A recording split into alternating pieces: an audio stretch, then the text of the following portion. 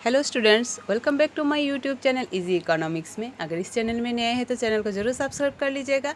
Video के and में like, share और कमेंट भी कर दीजिएगा। साथ ही साथ बेल का बटन भी दबा दीजिए, तभी जब भी नया वीडियो अपलोड करूँ आपको उसका नोटिफिकेशन मिलता रहे। चलिए शुरू करते हैं आज के टॉपिक। पिछले वीडियोज़ में हमने देखा what is new economic policy, in which year it was introduce and what is the need of new introduction of new economic policy and about liberalisation. So इस वीडियो में हम देखने वाले हैं privatisation, globalisation and merits and demerits of this new economic policy. So what is privatisation, ये बात बोलने से हमको समझ में आता है यहाँ पे गवर्नमेंट का कोई हाथ नहीं, जो ओनरशिप है प्राइवेट का है। तो इसका डेफिनेशन हम ऐसे बोल सकते हैं, privatisation is the process of involving the private sector in the ownership और operation of the state owned enterprise. जिसका ओनरशिप गवर्नमेंट के अंडर में था, अभी उसका ओनरशिप अगर प्राइवेट के अंदर में चला गया हो, इसको बोलते हैं प्राइवेटाइजेशन। बिफोर 1991 हमने देखा इंडिया का जो पॉलिसी था उसमें ज़्यादा से ज़्यादा जो इंडस्ट्री थे वो गवर्नमेंट के अंडर में थे। कुछ पीएसयूज थे और कुछ प्राइवेट इंस्टीट्यूट या बोल सकते इंडस्ट्रीज थे। लेकिन 1991 में क्या किया, मैक्सिमम जो गवर्नमेंट का इंडस्ट्री थे उसका ओनरशिप चेंज हो गया, प्राइवेट हो गया। सो क्या ज़रूरत था इस प्राइवेटाइजेशन का, नीड फॉर प्राइवेटाइजेशन। इसका सबसे ज़रूरत इसलिए था पोर परफॉर्मेंस ऑफ पीएसयूज। जो पीएसयूज थे उसका परफॉर्मेंस बहुत ही ख़राब था। इस वजह से इंडियन इकोनॉमी बहुत बुरी दौर से गुजर रहे थे उस टाइम पे, इसलिए प्राइवेटाइजेशन बहुत इम्पॉर्टेंट हो गया। Second, ग्रेजुएटली most public sector enterprise turn into ए सोशल डेडवेट, और बोल सकते हैं सोशल लायबिलिटी। मैक्सिमम जो पीएसयूज है वो मतलब सोसाइटी को ऊपर एक बार्डन जैसा हो गया। वो इतना ज़्यादा इनएफिशिएंट था, उस इतने लॉस में रन कर रहा था ना, तो इसको बंद भी नहीं कर पा रहे थे गवर्नमेंट, ये सोसाइटी के ऊपर एक बार्डन क्रिएट कर रहे थे। और ये लॉस क्यों हो रहा था, मैक्सिमम जो पीएसयूज थे वहाँ पे लीकेज, पिल फ्रीज, इनएफिशिएंसी, करप्शन का अड्डा बन गया था। तो इस वजह से सारी जो पीएसयूज है वो लॉस में रन कर रहे थे। इस पीएसयूज को इसके बाद privatisation and considered as the only remedy. इस सिचुएशन में प्राइवेटाइजेशन ओनली रेमेडी था। Accordingly in 1991 the government decided to phase out public enterprise by selling its equity to the private entrepreneurs। 1991 में गवर्नमेंट ने decision लिया, ये सारे PSUs जो loss में रन कर रहे हैं, जो सोसाइटी के ऊपर बर्डन है, उसका सारा इक्विटी प्राइवेट को सेल कर देंगे और प्राइवेटाइजेशन इंट्रोड्यूस हो गए। However, in view of their efficient performance, Navaratnas are to be retained as public sector enterprise। लेकिन कुछ ऐसे एंटरप्राइज थे, 16 एंटरप्राइज थे जिसको नवरत्न कहा जाता था, जो कुछ थे मिनी रत्न, कुछ थे महारत्न। उस ऐसे कुछ इंडस्ट्रीज थे जिसका परफॉर्मेंस बहुत ही अच्छा था, उसको गवर्नमेंट अपने अंडर में रख लिए थे। उसके साथ साथ क्या किया गवर्नमेंट, उनकी जो फंक्शनल फ्रीडम है इस सारी कंपनीज़ का, उसको थोड़ा बढ़ा दिया था। Indeed the government decided to upgrade their functional freedom with a view to enhancing their competitive strength. इस नवरत्न का भी कॉम्पिटिटिव ज़्यादा करने के लिए गवर्नमेंट ने उसका फ्रीडम भी ज़्यादा कर दिए थे, उसका फंक्शनल फ्रीडम ज़्यादा कर दिए थे। ये था प्राइवेटाइजेशन का ज़रूरत। सो इसकी वजह से क्या फ़ायदा हुआ, प्राइवेटाइजेशन तो इंट्रोड्यूस हो गया, उससे कुछ फ़ायदा या नुकसान क्या हुआ वो भी देखना ज़रूरत है। गेन्स ऑफ प्राइवेटाइजेशन, क्या फ़ायदा हुआ, in privatisation self interest has given more importance than social interest, high productivity is the obvious result. Privatisation में क्या हुआ, सेल्फ इंटरेस्ट, जो ओनर है वो अपने मतलब इंटरेस्ट का मतलब बोल सकते हैं प्रॉफिट के ऊपर उसका ज़्यादा एम्फासाइज थे, ना कि सोसाइटी की इंटरेस्ट को छोड़ के वो अपना फ़ायदे के बारे में ज़्यादा सोचते थे। अगर ज़्यादा फ़ायदे का मतलब है ज़्यादा प्रोडक्टिविटी ज़्यादा होगा तभी तो प्रॉफिट ज़्यादा होगा। Privatisation give more emphasise on competition which leads to upgradation and modernisation of industries. ज़्यादा एम्फसाइज दिया कंपटीशन के ऊपर प्राइवेटाइजेशन का मतलब यहाँ पे गवर्नमेंट का कोई हाथ नहीं है, प्राइवेट ओनरशिप है, 2 कंपनी में जो ज़्यादा इफ़िशिएंट रहेगा वही मार्केट में टिका रहेगा। तो इसीलिए हर एक कंपनी नया टेक्नोलॉजी अपग्रेड करने लगा, अपना टेक्नोलॉजी को अपग्रेड करने लगा, नया टेक्नोलॉजी इंट्रोड्यूस करने लगा। तो ये भी एक फ़ायदा था प्राइवेटाइजेशन का। प्रमोट्स डाइवर्सिफिकेशन ऑफ प्रोडक्शन, दूसरा भी एक बहुत इम्पॉर्टेंट प्रॉफिट था प्राइवेटाइजेशन का, डाइवर्सिफिकेशन ऑफ प्रोडक्शन। कोई एक प्रोडक्ट का डिफरेंट क्वालिटी मार्केट में अवेलेबल है। कोई आप टॉयलेट सोप पकड़ लीजिए, शैम्पू पकड़ लीजिए, कार पकड़ लीजिए, बड़ी गाड़ी पकड़ लीजिए, कुछ भी पकड़ लीजिए, मार्केट में जाके देखेंगे हर एक प्रोडक्ट का बहुत सारा वैरायटी है। ये भी सफल हुआ due to privatisation. Privatisation promote consumer sovereignty, higher degree of consumer sovereignty implies wider choice and better quality of life. ये कंज्यूमर को सॉवरेंटी, ज़्यादा कंज्यूमर सॉवरेंटी दिया। कंज्यूमर सॉवरेंटी का मतलब उसको पास ज़्यादा फ्रीडम है, ज़्यादा ऑप्शन है, मार्केट में बहुत सारे प्रोडक्ट अवेलेबल है, वो अपने हिसाब से प्रोडक्ट्स चूज़ कर सकते हैं। अपने हिसाब से प्रोडक्ट चूज़ करने का मतलब है बेटर क्वालिटी लाइफ एन्जॉय करना। लेकिन प्रॉफिट तो बहुत कुछ हुआ है, कुछ लॉसेस भी हुआ है। Socialistic pattern of the society is left to survive only as theoretical possibility.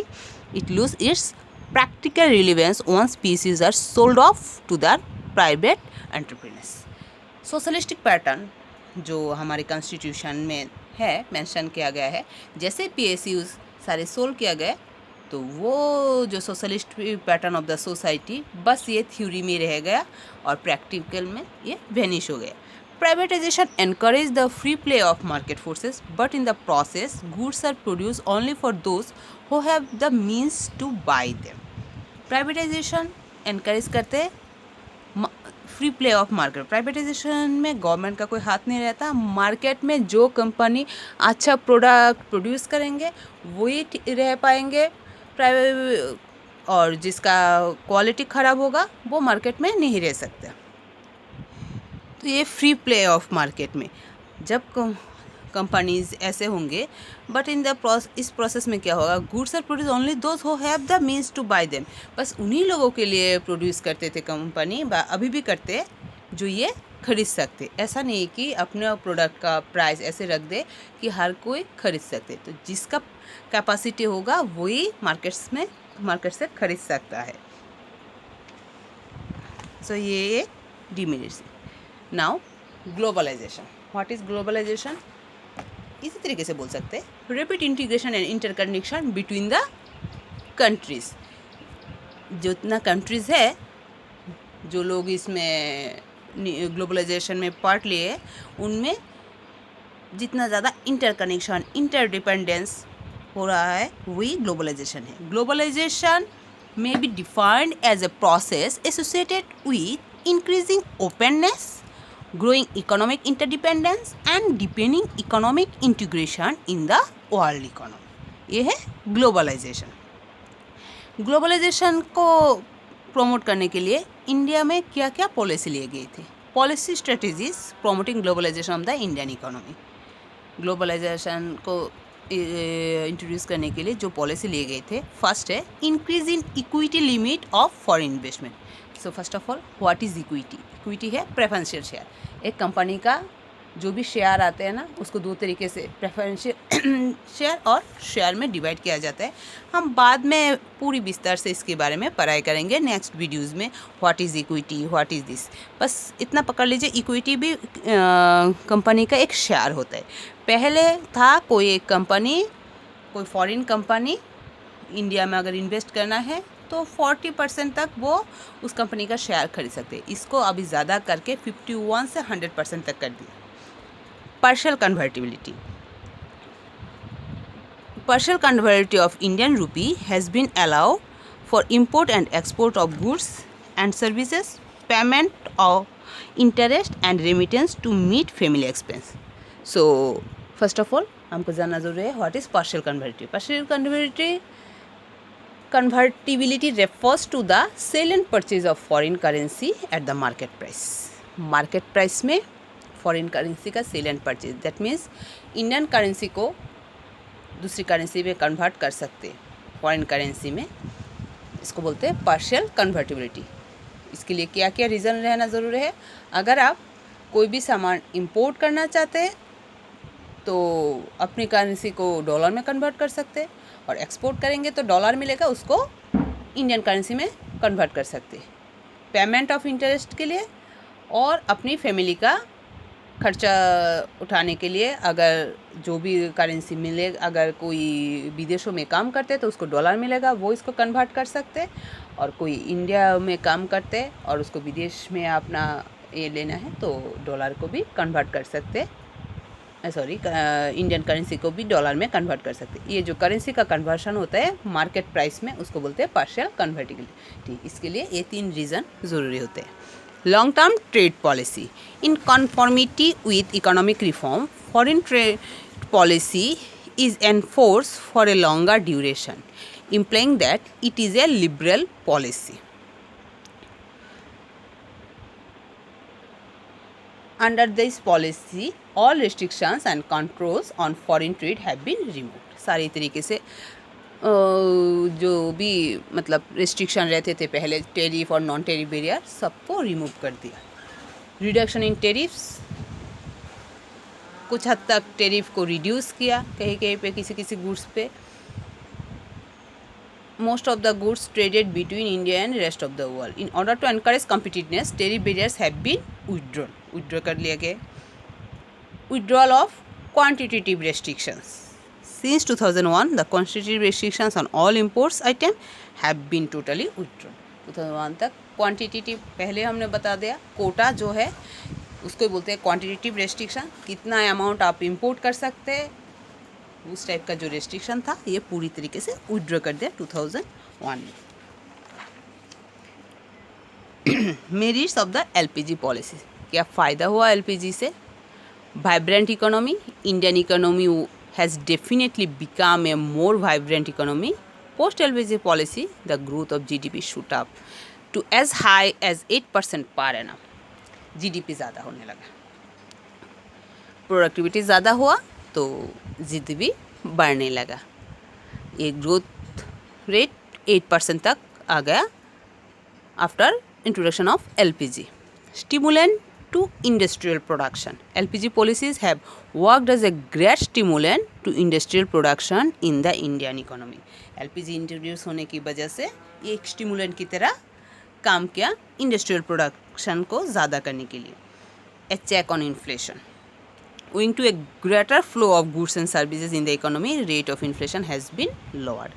चीज़ों का प्राइस ज़्यादा होना कम होने लगा, ये इन्फ्लेशन कम होने लगा, क्योंकि अगर कोई एक प्रोडक्ट मार्केट में कम अवेलेबल रहते हैं तो इंपोर्ट के ज़रिए गुड्स का सप्लाई मार्केट में ज़्यादा करना पॉसिबल हो गया, तो ज़्यादा से ज़्यादा गुड्स एंड सर्विसेज मार्केट में अवेलेबल है, इस वजह से भी इन्फ्लेशन चेक हुआ। Check on fiscal deficit, mounting fiscal deficit has been a serious threat to the process of investment in the Indian economy. ये एक सीरियस थ्रेट था, लेकिन ये भी कम होने लगा due to the introduction of new economic policy.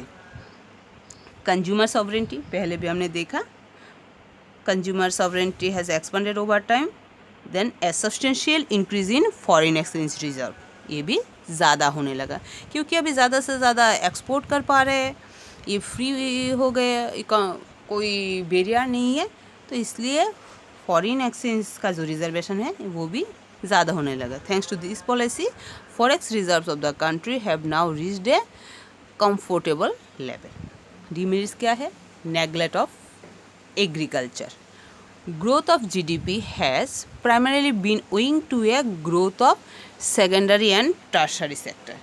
Agriculture sector को नेगलेक्ट किया गया। ये जो हम ग्रोथ देख रहे थे, जीडीपी में ग्रोथ हुआ है, ये ज़्यादा से ज़्यादा हुआ है ड्यू टू इंडस्ट्रियल और सर्विस सेक्टर की ग्रोथ की वजह से, क्योंकि ये जो फॉरेन कंपनीज आते हैं इंडिया में इन्वेस्ट करते हैं, वो एग्रीकल्चर में तो नहीं इन्वेस्ट कर रहे, वो किसी न किसी इंडस्ट्री और सर्विस सेक्टर में, ज़्यादा से ज़्यादा आईटी सेक्टर में इन्वेस्ट करते थे।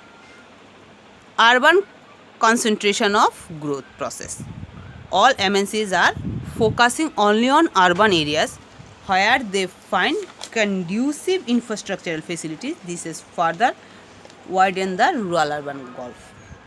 रूरल अर्बन में जो डिफरेंस है ये ज़्यादा होने लगा, क्योंकि ज़्यादा से ज़्यादा जो इंडस्ट्री मतलब फॉरेन कंपनीज आते हैं ना, वो अर्बन एरिया में ज़्यादा इन्वेस्ट करते हैं जहाँ पे उनको ज़्यादा अपॉर्चुनिटीज़ मिल रहा था। सो रूरल अर्बन का जो गल्फ है ये ज़्यादा होने लगा। इकोनॉमिक कॉलोनलिज्म, पहले हमने देखा ब्रिटिश कॉलोनलिज्म था, अभी इकोनॉमिक कॉलोनलिज्म स्टार्ट हो गया। While MNCs are expanding their economic control, we might suffer a sort of economic. MNC अपना ये स्प्रेड हो रहा है इंडिया में, सो ये इकोनॉमी जो है ज़्यादा से ज़्यादा मल्टीनेशनल कंपनी की अंडर में चले जा रहे हैं, उसके कंट्रोल में चले जा रहे हैं।